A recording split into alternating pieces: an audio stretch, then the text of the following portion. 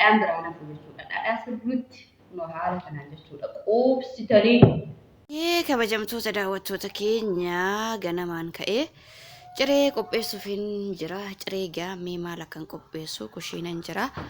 Kushiinaa ibidda qabsiifadhee haa ta'u malee ciree maal akkan qopheessu mee walumaan haa laallu. Nagaa Waaqayyo isiniif haa baay'atu. Jirtuu nagaa keessanii uummata qashtii. Akkam jirtu nageenyi Waaqayyo bakka jirtanitti isiniif haa ta'u. Jirtuu nagaa keessanii nagaa kudha galanni Waaqayyoof haa ta'u. Arrammoo ganamaanii kushiinaa keessattan argama. Ciree qopheessa jedhee ganamaan ka'eera. Haa ta'u malee ciree kana mee maal akkan qopheessu isinitti hin himu garuu warri hin beekne koomentii jalatti isiniif han deebisaa. Warri beektan garuu koomentii jalatti naa barreessitu. Ciree ajaa'ibaan hojjedha. Na wajjin tura. Asitti kan argitanii eelee guddaan irra kaa'e jechuudha. Eelee guddaa nan dhiqe jechuudha. Dhiqee akkanatti irra kaa'e. Egaa eelee guddaa kanarratti maal akkan hojjedhu walumaanuu haalaalluun isiniin jedha. Dirqama eelee irratti hojjetu nyaatana nama hojjechuuf deemu kana ciree eelee irratti hojjetu malee waan biraa irratti namaa hin mijatu. Bishaan isaa addanatti kun haaluma kanarraa goggogaa jira. Kanaaf egaa daawwattoota keenya mee ganamaan biqiltuu fi bilisummaa abbaa manaa kiyyaa maal akka nyaachisuuf deemu isaan amma irribarra jiru jechuudha. Dhugaa dubbachuudha fi irribarra jiru waan ta'eef yeroo isaan ka'an immoo ciree ajaa'ibaatu hojjetamee isaan eega jechuudha. Egaa cireen qopheeffachuudhaaf deemaa jiru kana fakkaata. Ganaan qopheessa garuu haala kana nan mijeeffadhee isiniin jechuudha fi kana namoonni hin beekne isinitti hima. Namoonni beektan garuu silaayyuu hin beektu. Nyaata aadaa Oromoo Shawaati jechuudha. Baay'ee mi'aawadha. Indaanqonni koommoo afaan walitti qabachaa hin jirtu. Baay'ee na jeeqaa jirti jechuudha. Nyaata aadaa Shawaati. Dhadhaadhaan nyaatamaa. Dhadhaa, mixmixaa, soogidda waan beekatitti naqame jechuudha. Kana akkanatti ciree ganamaa dhadhaa irra kutteeti kanatti nyaattu. Mee na wajjin turaa waan gudii argitu. Ijoolleen baay'een keessanii ijoolleen gara Shawaa kuni nyaata kana hin beektu. Warqee irraa hojjetama waan ta'eef warqee ta'eef immoo warqee hundumatu ta'aa miti unkuroo kana. Kanaaf egaa jalqaba isinitti himu nyaata kana jedheen futteetti itumani diingata afaanii na bahee garuu tilmaamtu jedhee haa ta'u malee edda afaanii na bahee is rakkoo hin qabu. Nyaanni kuni kun haala kanaan hojjetama.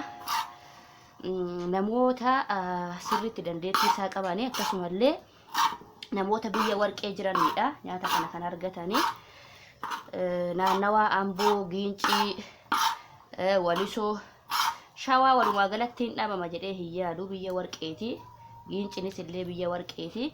Kun haaluma nama hojjechaa jiruuni zimmi jennee itti nadhee socheessoo osoo hin ta'ini wanni kuranni jira waan ta'eef kurata kanallee akkasitti abidda jala xiqqeessinee haala kanaan kurata isaa adda adda kun akkanatti adda adda baasnee sirriitti bilcheessina.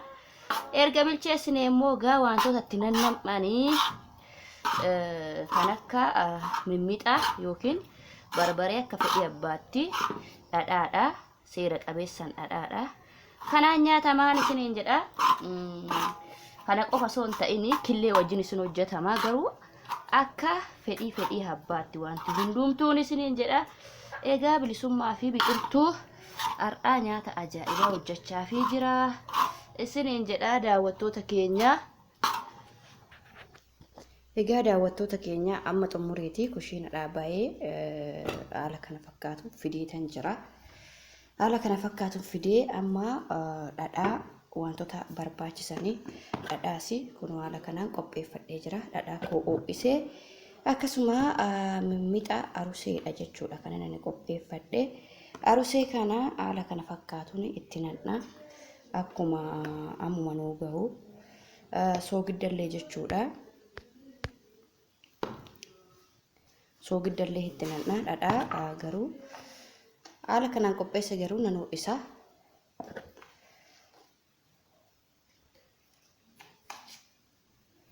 Wantoota itti naxxanii akka abbaan jaalatutti yookiin akka fedhiitti kuni ashaboo yookiin soogidda jechuudha.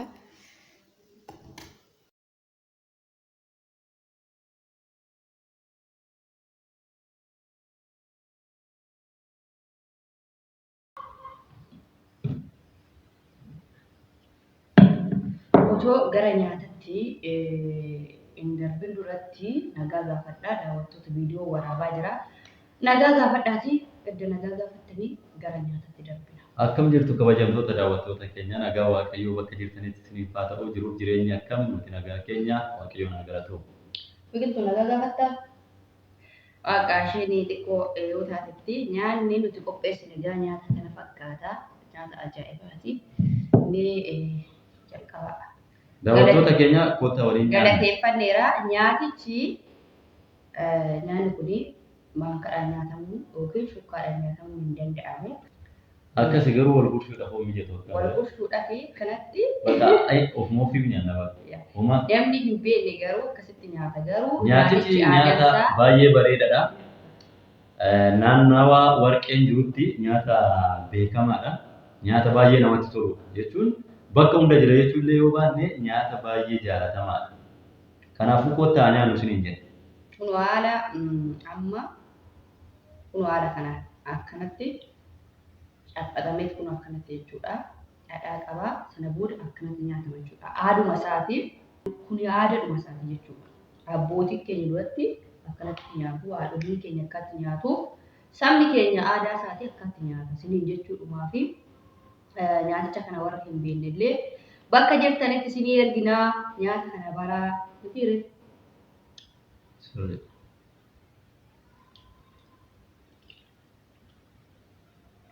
baay'ee nyaata itti gammaduudha. Bakka akkam jedhee isinii ibsa ganamaan ka'ee irriba irratti isaan lachuu gatee jechuudha.